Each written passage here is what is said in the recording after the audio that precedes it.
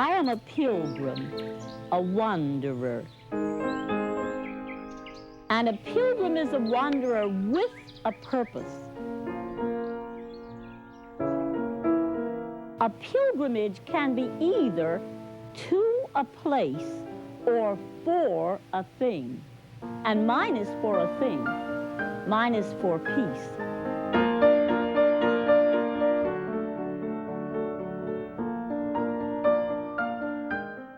She has optimism to have faith and then to step out on that faith. It's amazing. It's wonderful. It's inspiring and enheartening. I think the truth of a person's influence stems more from the degree to which they're anchored in the universal truth of life, the great truth of all of our lives.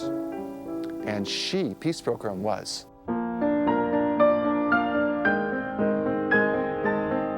She was a living demonstration of the potential that can be unleashed when persons are fully engaged in doing what they believe to be the most important thing in the world.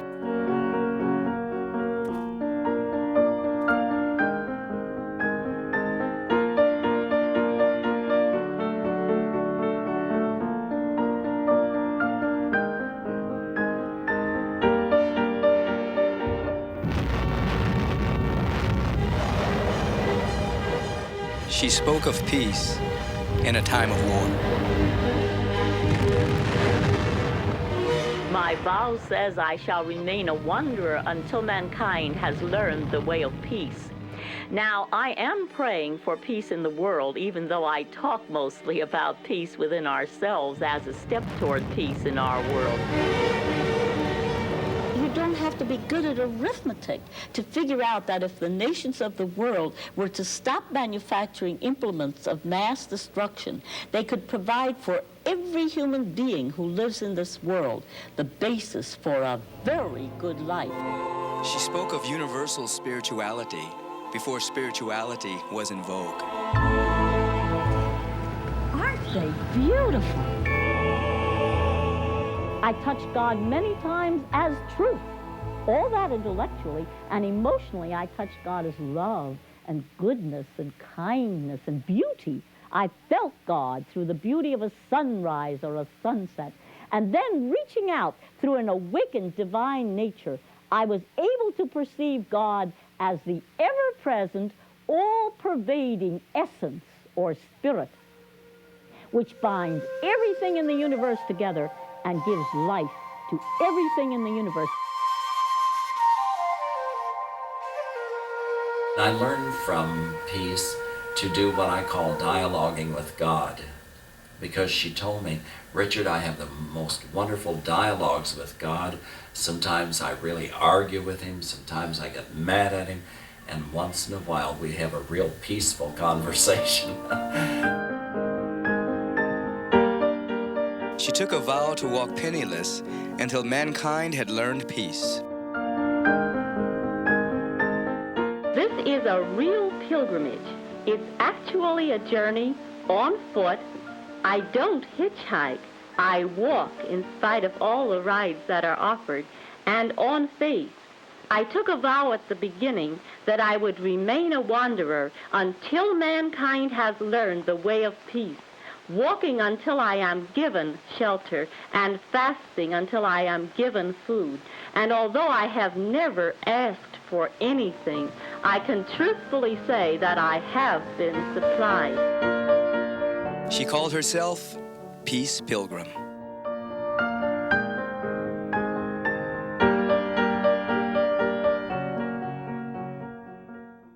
Pray for God's gentle peace within.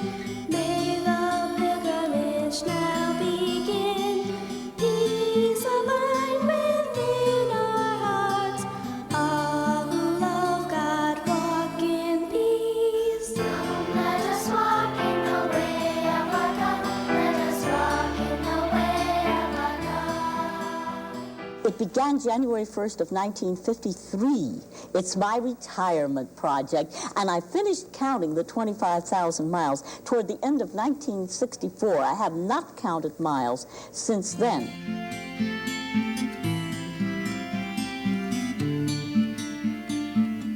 Well, is it very often that you have to go without food or without a bed on these walks? I seldom skip more than 3 or 4 meals in a row. I don't even think about food until food is offered. I once had a 45-day period of prayer and fasting. I know how long one can go without food. And even when I'm with total strangers, I have a bed about 3/4 of the time. When I don't, I might sleep in a bus station in a city or a truck stop out on the highway. But I have slept on the grass beside the road. I have walked all night to keep warm. If you're concerned enough about what you're doing, you don't mind any of these little so-called hardships, and I'm very concerned about peace. She certainly was a peaceful warrior, like Gandhi, like Martin Luther King, like many other people who would have a peaceful heart but a warrior spirit. Her sort of commitment to propagate peace and sort of, I think, to express through one of human action. That's the peace walk. And without any sort of, money or, seeking money or fame or some other thing. Simply carried such hard work, not easy, of course, hard work, sheerly through sincere motivation. It was wonderful. People became very interested in her as an individual and wrote about it. And this just propelled her message that much stronger into the consciousness of people.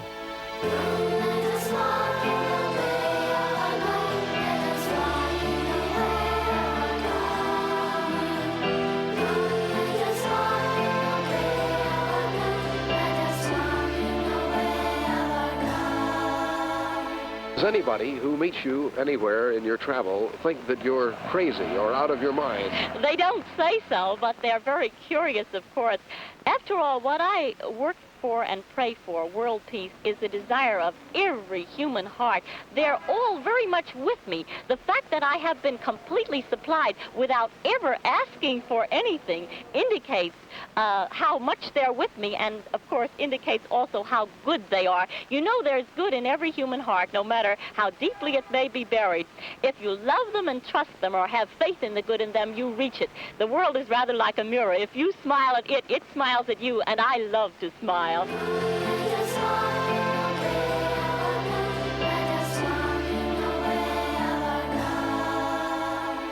When someone is peaceful, you don't have to ask them if they're peaceful. You just feel it, and it's like a magnet of you're wanting to be around that person.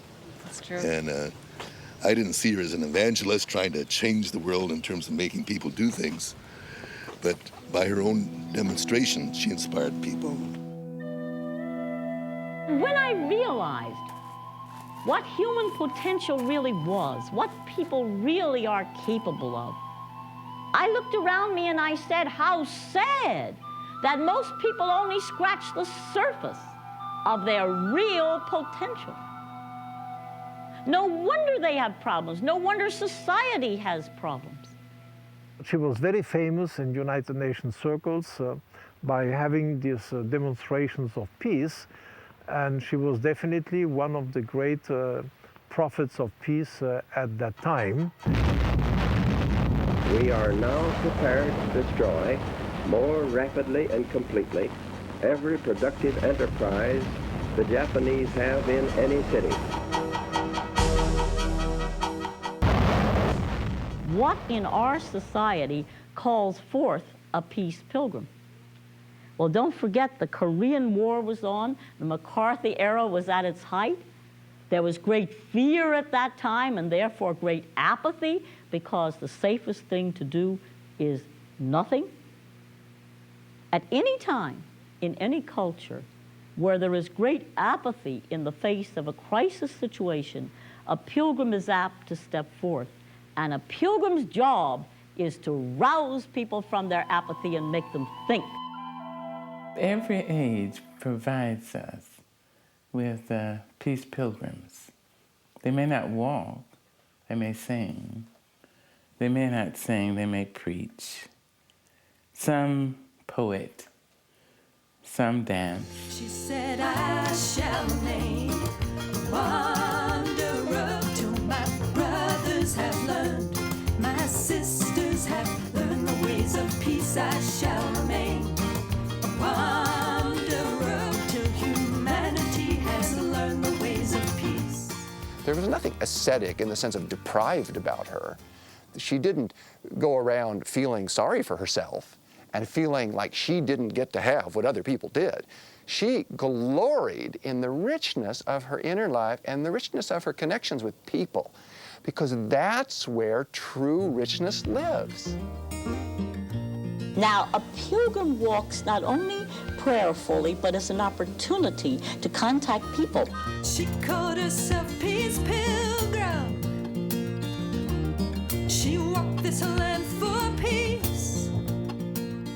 And that's why I'm wearing my short tunic with Peace Pilgrim on the front and 25,000 miles on foot for peace on the back, because it makes my contacts for me in a very kind way. I don't need to approach people. They approach me. And my message, one sentence: this is the way of peace. Overcome evil with good, and falsehood with truth, and hatred with love. You see, it isn't new, just the practice of it would be new. But I consider it the lesson for today.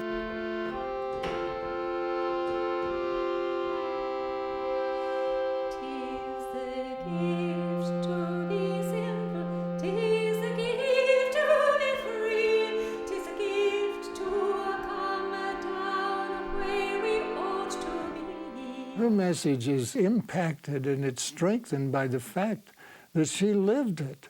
You know, to go out and say, I am not going to eat, to have the kind of faith that she had, and say, I'm not going to sleep until somebody gives me a place to sleep. I'm not going to eat until I'm offered some food.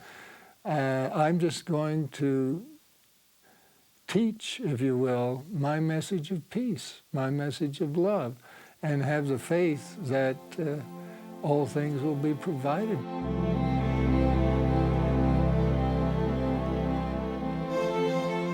I took my vow of simplicity.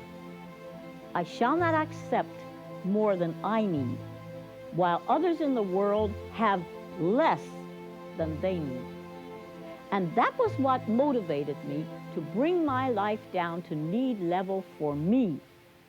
And I realized that the need level of a pilgrim is about rock bottom. Most people would need much more than I need. For instance, if you're called into the family pattern, you would need the stability of a family center for your children. There are needs beyond physical needs. So I'm not telling you your need is the same as mine, but I'm just saying find your need level. When I found my need level, I felt a wonderful harmony in my life. What I want and what I need are exactly the same. You couldn't give me anything I don't need.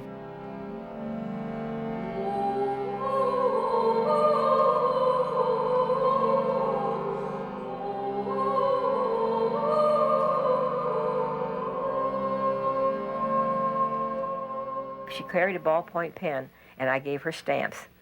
And when she only asked me, and I said, oh, I have a lot of stamps. She said, oh, I need 3 stamps. I mean, like, I don't need a dozen stamps. I need 3 stamps. Extra, a 4th stamp would be a burden, you know. Where am I going to put it? It'll get damp in my pocket or something, you know. What kind of shoes do you wear? 6-old children's shoes. They walk about 1,500 miles a pair for me. I'm on the 29th pair, so if I counted my mileage by the shoes, it would be much more than I claim. One of the most difficult things to do with peace was to give her something. And I had to trick her. And when she would come to see me, we'd have an argument. Peace, you need new shoes. No, they'll last a little bit longer. Peace, you need new shoes. Those are terrible. They're going to fall off your feet. No, well, we can wait. And I'd be sneaky. I'd go into a mall, drive and say, "Mom, come with me, Peace. Where are you going?" "I'm going over here for a moment." Go right up to the place where she has to buy the shoes. And I said, "Peace, there's your shoes."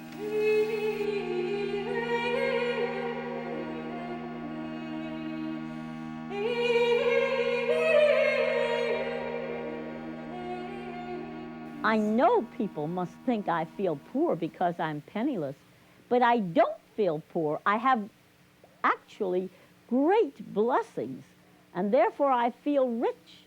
I have health, happiness, inner peace, things you couldn't buy if you were a billionaire. I'm thankful every moment of my life for the great riches that have come to me. I have discovered that unnecessary possessions are just unnecessary burdens. If you have them, you have to take care of them. I own only what I wear and the few things I carry in my little pockets. This is me and my only earthly possessions standing before you. Just think how free I am. How old are you? I no longer know, and I'm so thankful. I had to put out of my mind how old I am, how old I was when I started, and how old I was when I began my preparation for the pilgrimage, and I've done that now. I am ageless and in radiant health.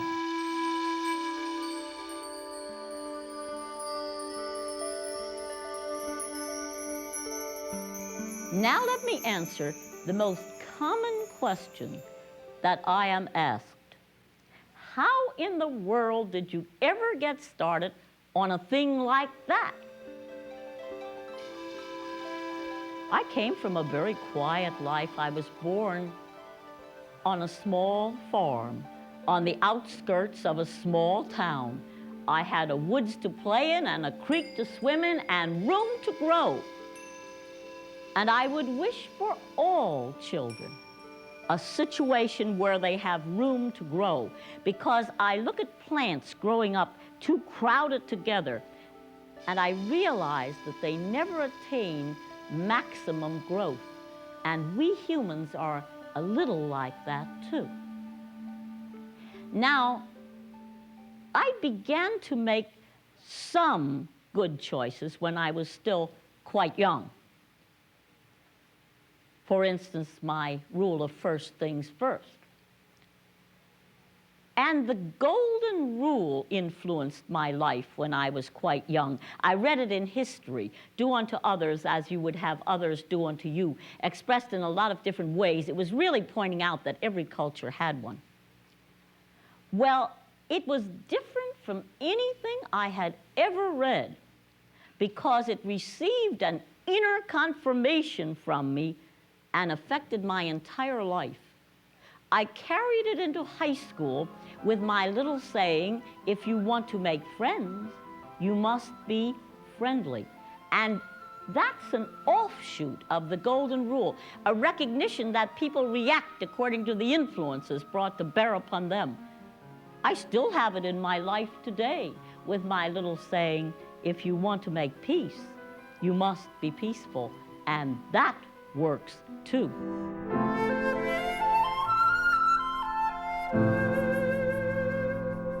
She would never kill anything, not even a mosquito. I can remember we had a lot of them in this area at one time. I can remember her just brushing the mosquitoes off. She wouldn't kill them because she said she wouldn't kill another living thing. I never thought of her as being athletic enough to walk all those miles. She was strong and agile and all that sort of thing, and was an excellent swimmer and could swim far and do all sorts of tricks in the water. But, you know, that's one thing, but walking across the continent is something altogether different. I remember when I was a child, I was offered real cigarettes from a package, which I didn't smoke, but my friends did. In high school, I was offered every kind of alcohol you can think of, which I didn't drink, but my friends did. Now, I faced a test in this regard just beyond my student days. All my friends at that time used both alcohol and tobacco, and with this push toward conformity in those days, they actually looked down on me because I didn't.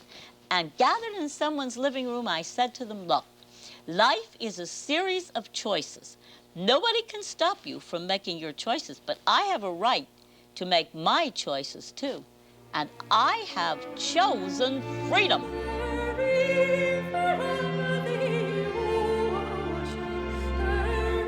There was a period when Mildred was, I can remember one picture in particular stands out in my mind where she was very much the flapper.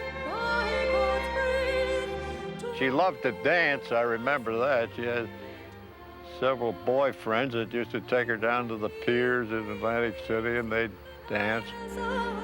She wouldn't just have dresses and shoes. It would be a coordinated outfit. And then she knows how to pose and turn like Greta Garbo, you know, and all that sort of thing, yeah. I think she was more fashionable than average for a small town.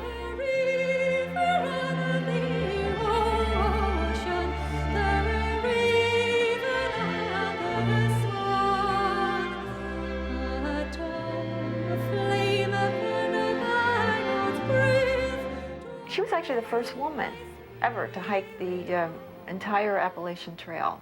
And I know she used to, when she was in those hiking days, she'd always bring home a couple of, like, people that she hiked with, you know, sort of stray people. She'd always pick up stray people all over the place.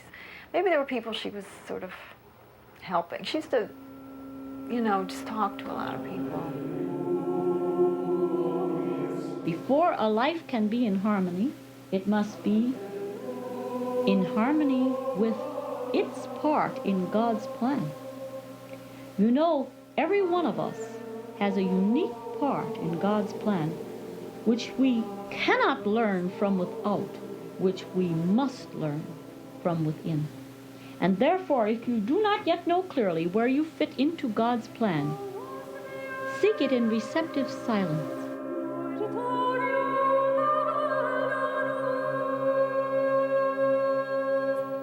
Out of a feeling of deep seeking for a meaningful way of life, I began to walk one night through the woods with the feeling that I would continue to walk until I found what I was seeking. And after I had walked almost all night, I came out into a clearing where the moonlight was shining down. And I found myself saying, if you can use me for anything, please use me. And I found myself feeling, here I am, take all of me. Use me as you will, I withhold nothing.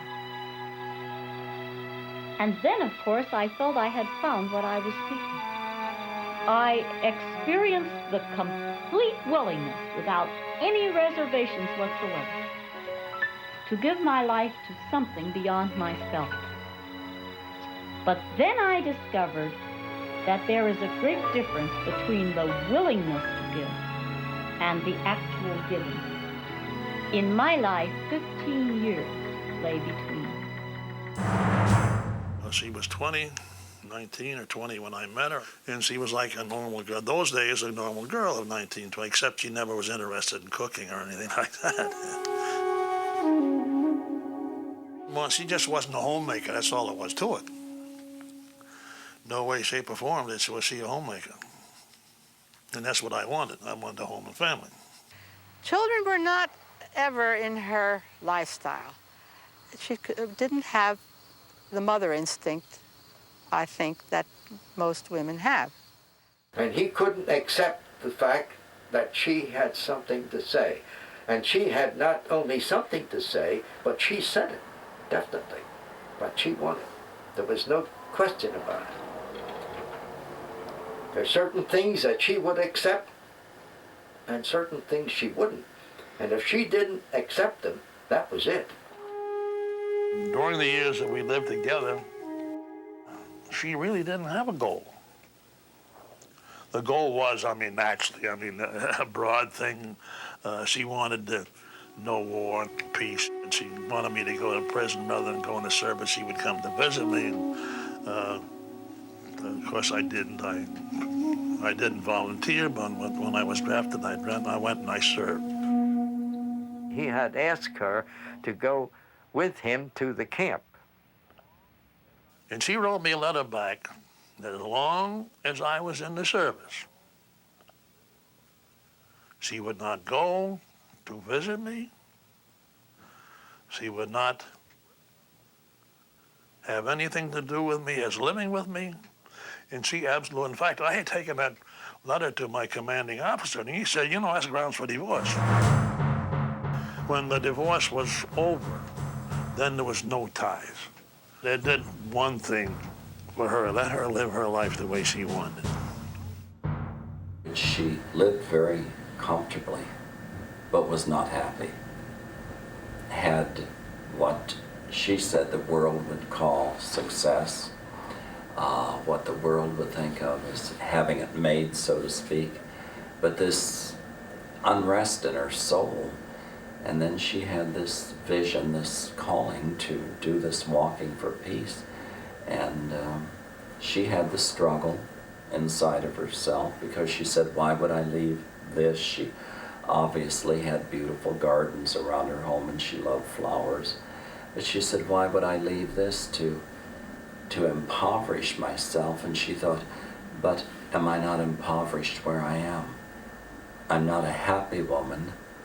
I'm not what you would call a peaceful woman. My life is full of unrest. I'll give it a try. When the world is fighting, fighting, I am finding peace. Where do you think her faith came from? But believe me, I don't know. That's just a thing that mystifies me, because I won't say that she wasn't a caring person. She was not an unsympathetic person or anything, but still, I mean, she wasn't too much out of the ordinary as far as, you know, making the sacrifice she did to express our ideas. I don't know where it came from. She had severed her old relationships. The local people didn't go along with her, family didn't go along with her, and she just brushed that aside. This was more important. Follow your soul's desire, free it. She was a bundle of contrasts because she started out as not learning to walk until she was a year and a half, which was rather late. And then she walked all those miles. She started out eating nothing but meat. She never would. The only vegetable I think she ever liked was green beans. And then she became a vegetarian. She was not too tolerant of my friends and all. She was a little critical at times, you know, a little prejudiced maybe. And later she loved everyone, you know. So I found a lot of contrasts between her life as a Peace Pilgrim and her childhood in those respects. 40 years ago, I started what I have come to call a spiritual growing up or a psychological growing up. It takes you from the self-centered life, or the life governed by the self-centered nature, into the life governed by the nature which is centered in the good of the whole, which sees you as a part of the whole and works for the good of the whole, which sees that you're a cell in the body of humanity, that every cell, every human being has, well, equal importance, equal potential, although in varied stages of growth, because we choose how much growing we do, and a job to do in the total scheme of things. That was my preparation for the pilgrimage. It took 15 years.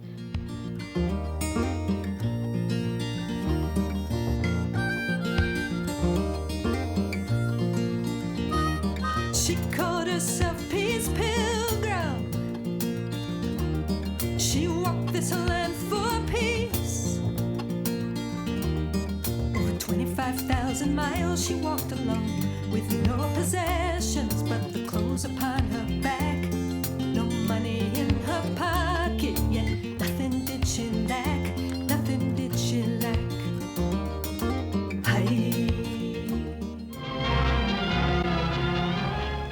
Will there be peace or war? The fateful question posed by Warren Austin, head of the United States delegation to the UN, set the mood of the world at the century's halfway mark. A highly trained and well-equipped North Korean army swarmed across the 38th parallel to attack unprepared South Korean defenders. I have walked 6,900 miles of my 10,000-mile pilgrimage for peace. My first 5,000 miles took me from coast to coast and from border to border. My second 5,000 miles is taking me at least 100 miles in every state, Mexico and Canada, always ending at the capital. The cost was high to Americans who bore the brunt under the UN banner. Now, is it true that the House Committee on Un-American Activities is considering an investigation of the clergy? The investigation of communism and communists in this country should take place wherever it be found. Increased range guided missiles were added to the underseas arsenal, and the submarine became a more formidable weapon of counterattack on enemy coasts. The year had indeed seen a revolutionary step forward in naval warfare and the nation's defense.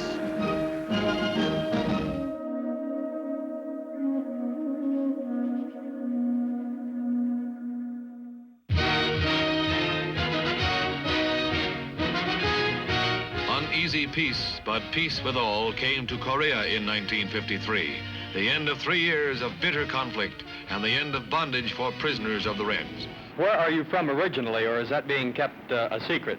Well, I was born in the state of New Jersey, but of course I have no home now. Wherever I am is my home. Right now it's Mississippi, and they've been treating me very well. Thanks a lot, and good luck, Peace Pilgrim.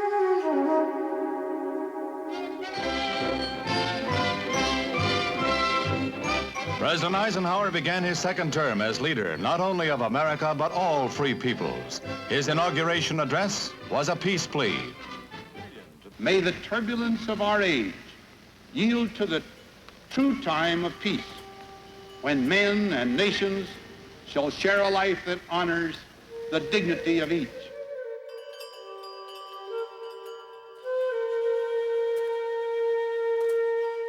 I think no negative thoughts, because the thing that can really destroy you is negative thinking. And so I always think about the best that could happen, all the good things I want to see happen, because those are the things I want to emphasize.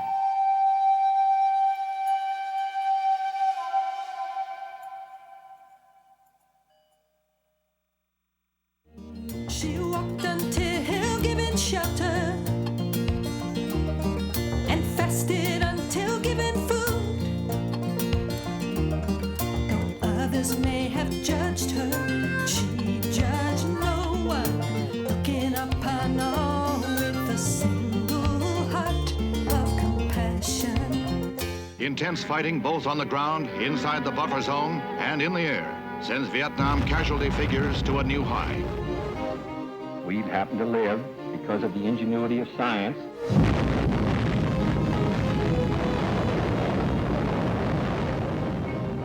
And man's own inability to control his relationship one with another. We happen to live in the most dangerous time in the history of the human race. I receive these letters.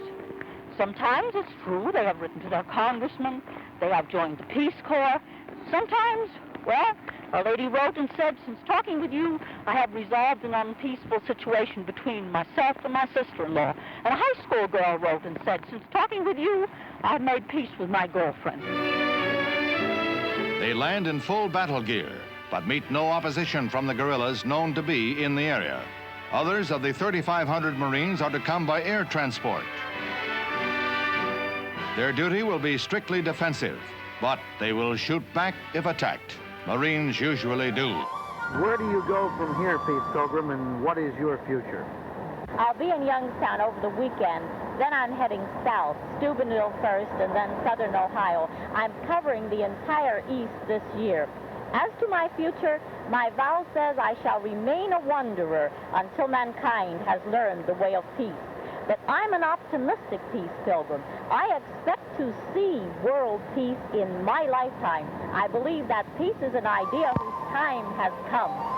Well, good luck to you and your cause. Thanks. Mr. Kennedy presented a manifesto for peace in momentous and moving words. Ladies and gentlemen of this assembly, the decision is ours. Never have the nations of the world had so much to lose or so much to gain. Together we shall save our planet, or together we shall perish in its flames. Save it we can, and save it we must. And then shall we earn the eternal thanks of mankind, and as peacemakers, the eternal blessing of God.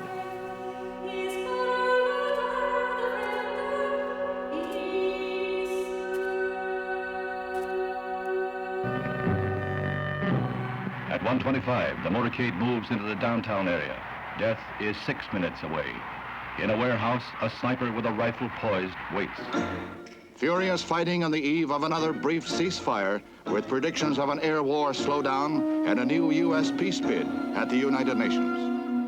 You know, I started with no previous athletic ability, and I started after my hair had turned to silver. My friends thought I had taken leave of my senses, but of course, if walking is your calling, you can walk. And I also have no speaking experience. I had led a very quiet life. I had never seen the inside of a radio or television station, but I never had stage fright or night fright. If speaking is your calling, you can speak. We've been walking and talking with a woman who calls herself Peace Pilgrim, who walks across the nation in search of peace and goodwill for men. The basic conflict in our world today is not between nations. It is between two opposing beliefs. The belief that you can overcome evil with more evil. And of course, those people are busy multiplying the evil. This is the war way. And the belief, which is my way, and I'm sure it's your way, I'm sure many people relate to this, the belief that evil can only be overcome by good. That's the basic conflict in our world today. She left behind a legacy of simplicity and love. And every step she took was for this world we're dreaming of. Powered by an inner strength that comes from above, from above. A companion peace demonstration brings out 50,000 marchers in downtown San Francisco. They parade 2 miles along Market Street, pacifists and hippies together. You say that you own nothing, you don't worry about tomorrow, you just travel from community to community. Might you agree that you were almost the forerunner of today's hippie? Well, actually, I suppose the original hippies back about 4 years ago or something like that would have agreed with me on one thing. They also were completely through with violence. They believed, I'm not sure they always practiced, but they believed that actually the way to go was the way of nonviolence and love. And of course, my message says, this is the way of peace. Overcome evil with good, and falsehood with truth, and hatred with love. It's sort of a happy happening for hippies. You're out if you're not in, a be in, the recurring theme of which is love one another. The important thing was not to talk about peace, but to get peace, and to get the right kind of peace. This we have done. I think peace in the world is much closer now. What we basically suffer from in the world is immaturity. If we were mature people, peace would be assured. Have you had any experiences which made you wonder about people, or do you always get treated hospitably? Oh, people are good. I have no doubt of that. I have to really think back to my tests if I want to tell you anything that might be considered an adverse experience. And I don't consider it an adverse experience. Life is a series of tests, but if you pass your test, you look back upon it as a good experience. I was hit once in my first test by a disturbed teenage boy who was terrified by a thunder shower. I had taken him for a walk. I thought it would do him good. And he went off the beam when that thunder shower came along, and he came for me. And I didn't even try to run away, which I guess I could have done. He had a heavy pack on his back. And even while he began to hit me, I could only feel the deepest compassion for him. How terrible to be so psychologically sick that you would be able to hit an old woman. I faced his hatred with love even while he hit me. And as a result, it reached that spark of good in him. All was there, no matter how deeply buried, and he experienced remorse. And to make a long story short, what are a few bruises on my body in comparison with the transformation of a human life? He never was violent again. He's a useful person in this world today. Now, one more, and that is the time I had to defend the frail little 8-year-old girl against a large man who was about to beat her, and the girl was terrified. Well, I knew her danger because of her fear. You attract what you fear, so I put my body between the man and the girl, and I just stood and looked at that poor, psychologically sick man with loving compassion. He came close. He stopped. He looked at me for quite a while. He turned around, walked away, and the girl was safe. Now, what was the alternative? Suppose I had been so foolish as to attempt to use the jungle law of tooth and claw. I would undoubtedly be dead today, and so would the little girl. Let us never underestimate the great power of the way of love, which reaches that spark of good in the other person, and the person is disarmed. Following her first steps as Peace Pilgrim, on New Year's Day 1953, Peace crisscrossed the nation 7 times, visiting every state capital and every town with a population over 10,000, as well as many smaller communities and distant byways. After 25,000 miles, she stopped counting, but kept walking, focusing on an increasingly full schedule of speaking appearances in schools, churches, colleges, and on radio and television. The chaos in the world around us is a reflection of the inharmony within us. In the final analysis, only as we become more peaceful people will we find ourselves living in a more peaceful world. She was so true to her beliefs. She never deviated from them, as far as I can see. I mean, she was so true. She didn't, you know, like we'd go on a diet, but we'll cheat a little bit or something. She never strayed from her principles and her beliefs.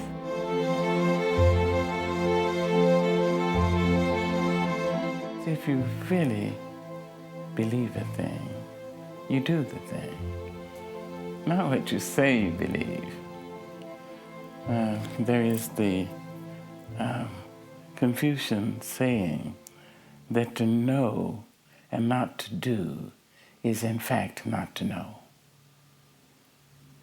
A number of people say they know this and they know that and they want this or they want that. They don't really know.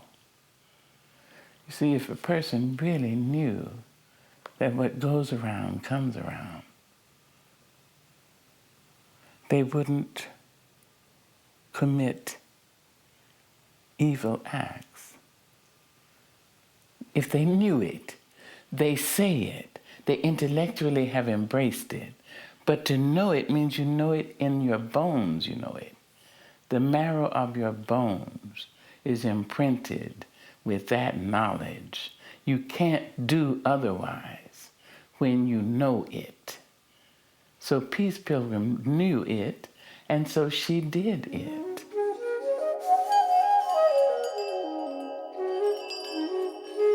Peace and harmony not come from sky, not as the result of our prayer alone, but we must act.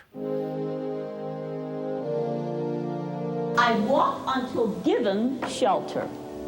I fast until given food. I do not ask. These things must be given.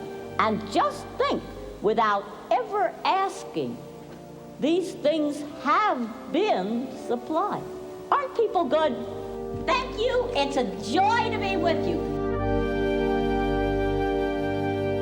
It was an interesting time that I discovered her, because it was during the Cold War, and there was this real conflict between the United States and the Soviet Union, and there was a real threat of nuclear war, and which would have totally destroyed the whole world, everything living on it. And here was this woman, this individual, that had the courage to say, no, I am going to promote peace. Never mind what other people are doing. Never mind what the Soviet Union, how it's threatening us, or how we're threatening the Soviet Union with all of those missiles pointed at each other. And here was this woman that was walking her talk. I mean, literally walking her talk, and walking across the United States promoting peace.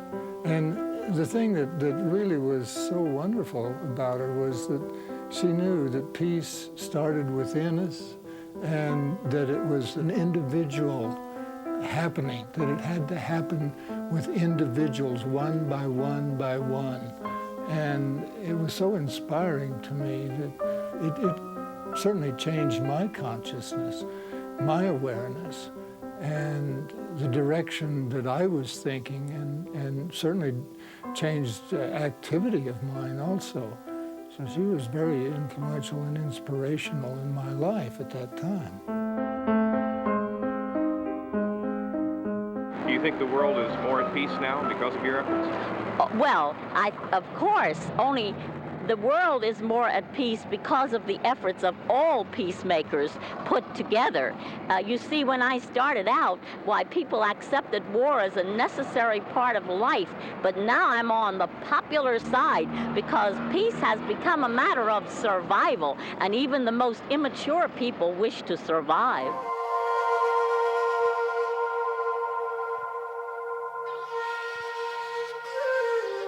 In my frame of reference, I'm not the body. I'm only wearing the body. I'm that which activates the body. That's the reality. Now, if I am killed, it destroys merely the body, which is transient anyway. That last night she was here, she did what many people felt was a wonderful healing experience. And many people noticed that. She kept looking up during her talk with the people. And finally, she just came down the steps and started moving around through the congregation that was there, and she just would reach out and just touch people and say, bless you, and go to the next, and all. Walked around, and there wasn't a sound in the room. And when it was all over, she walked back up, and she looked up again, and she said, I never say goodbye, but this has been a very special night for me, and I just want to bless all of you, and I'll be seeing you. And many, many people came to me and said, you know, she looked very different, but what was she looking at? The night before that, she and I had sat for a long time and just talked, and she had never talked about death before. Well, neither one of us had. And she said, you know, I want you to join me in prayer. This is really what I want to ask of you tonight, that when my work here on this planet Earth is done, that I move out like that I go very quickly.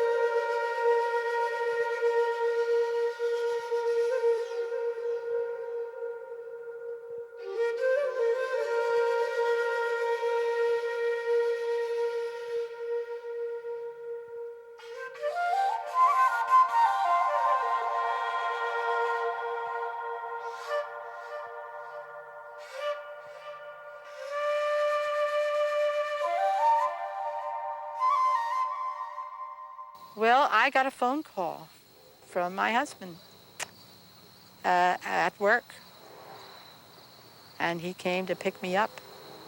And of course, it was a shock. I just didn't think that. I just always felt that she was going to outlive me. Blessed are those who bring peace. It was a beautiful ceremony down at the Methodist Church. And they had asked us to speak for just a few minutes, and I remember I spoke longer than that because I had interviewed her. And I had so much that I wanted to share, and I don't know how long I talked. But I think it was longer than 5 minutes.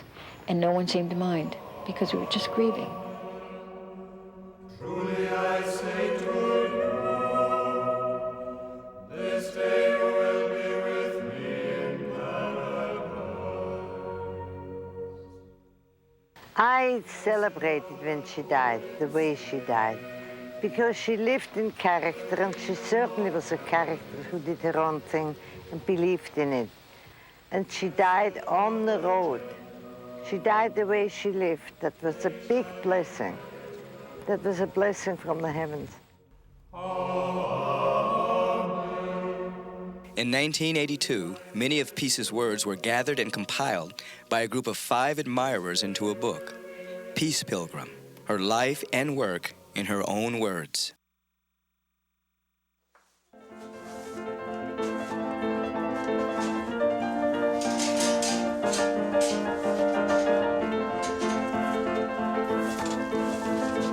As friends of Peace Pilgrim, they published this book and have also kept in print Peace's little booklet, Steps Toward Inner Peace. We're just so lucky to have something so wonderful to do in our retirement years. These books and booklets, along with video and audio tapes, are circulated to all who ask for them, sent free to anyone who requests a copy or several copies. The little Steps Toward Inner Peace booklet that so many people love, we've sent out, we filled requests and sent out over 1 million of these around the world into over 100 countries. When asked if she had written a book, she'd say no, but I've written enough for there to be a book. And I think we took that as our commission, our challenge, to meet that challenge, to put in book form that which Peace had already done and said. We wanted to present this book in the same spirit that Peace Pilgrim had given her message in life. And that is, she always felt that she spoke spiritual truth. And she believed that spiritual truth should not be sold and never need be bought, because when you're ready, it will be given. Now we thought, how are we going to translate that into distributing a book? I mean, obviously it's going to cost us money to even put this book together, to have it published. How are we going to do this? Some people thought we were crazy to offer a book free. They said, if they don't pay for something, they won't think it's very valuable. But that's not true. They think it is valuable. I don't think John Leanne had any idea beyond their fondest imagination that it would take off the way it did. We figured we might have 1 printing, maybe 2 printings. But the money kept pouring in, and the money kept pouring in, and we kept reprinting it and reprinting it and reprinting it. And now it's a spiritual classic. It doesn't stop. In fact, I think there's more and more distribution every year. There are enough good people in this affluent country that want to do good things, and maybe they don't have time from their jobs, and so they're happy to send a larger amount of money than the books that they ask for. So that's how we keep going. What you need to do is to give me your name and address, and we'll send you however many books you'd like. Just one? Okay, that's because you haven't seen it. I never knew the woman who called herself Peace Pilgrim. I never knew her personally, never met her. I was just one of those many, many thousands and hopefully millions of people who were exposed to her own life and teaching through one of her book, The Story of Her Life, or One of the Steps to Inner Peace. We have 26 different translations of the Steps booklet in Spanish, French, German, Dutch, Finnish, Norwegian, Swedish, Danish, and in Arabic and Hebrew and Chinese. Wouldn't it be better to uplift each other than to destroy each other? That's the simple question that Peace Pilgrim asked by virtue of the way she lived. And that's the question all of us have to ask. We can't escape it. We can try, we can drink ourselves to death, we can adopt addictions and patterns of life to try to compensate and deny and keep ourselves from seeing it, but it's still there. And I'll tell you something, on our deathbed, it's going to be right there in front of us. How did you live? You lived in this particular time, in this particular culture, given these particular circumstances.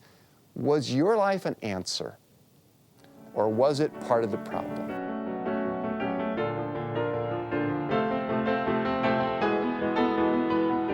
I says, you must have secrets, you must have certain things, you know, this just isn't your whole message, you know. And she kept insisting, I don't have secrets. I said, you gotta have secrets. But tell me, you know, what's your secret? You know, I'm looking. Finally, she said, I have a secret, but I would not call it that. There was a time, long ago, when I died, utterly died to myself. And when she said it, her eyes were far away, like she was remembering something, or not remembering something. And then she looked back at me, and our eyes met, and as if she said too much. That's the way I felt, as if she said too much. And she just turned around and then walked away.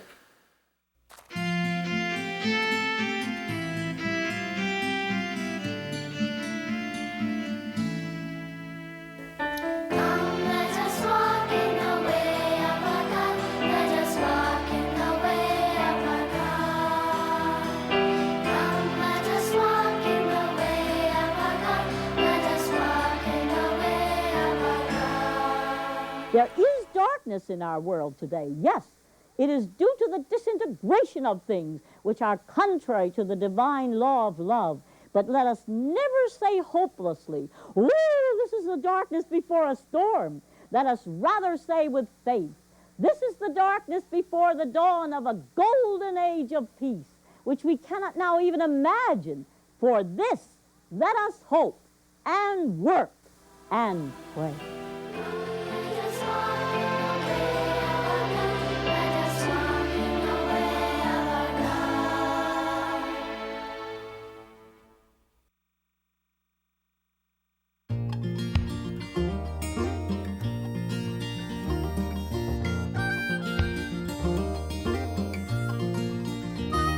She called herself Peace Pilgrim. She walked this land for peace. Over 25,000 miles she walked alone, with no possessions but the clothes upon her back. No money in her pocket, yet nothing did she lack. Nothing did she lack. She walked until given shelter, and fasted until given food. Though others may have judged her, she judged no one, looking upon all with a single heart of compassion.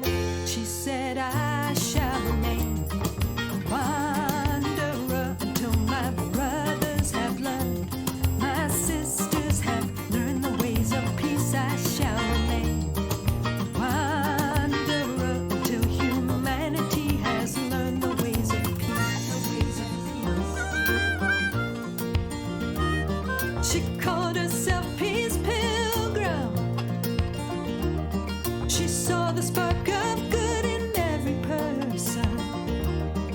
She left behind a legacy of simplicity and love. And every step she took was for this world we're dreaming of.